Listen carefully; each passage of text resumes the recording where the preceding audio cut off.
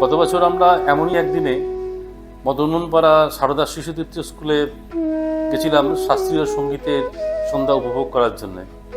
যারা বড় বড় শহরে থাকেন তারা এরকম শাস্ত্রীয় সঙ্গীতের সন্ধ্যা হয়তো উপভোগ করার সুযোগ পান, কিন্তু আমরা দিনহাটার মতো ছোট শহরের পাশেই এই শাস্ত্রীয় সন্ধ্যায় গিয়ে শুধু আমার ব্যক্তিগতভাবে বলতে গেলে আমি চমৎকৃত হয়েছিলাম।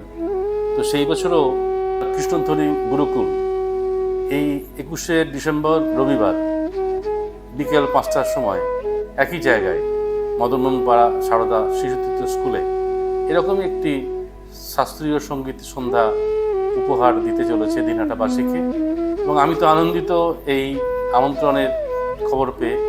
এবং আশা করি গত বছর আমরা যারা ছিলাম তারা তো থাকবই, যারা ছিলাম না তাদেরকেও এই সন্ধ্যায় আসতে আহ্বান জানাই।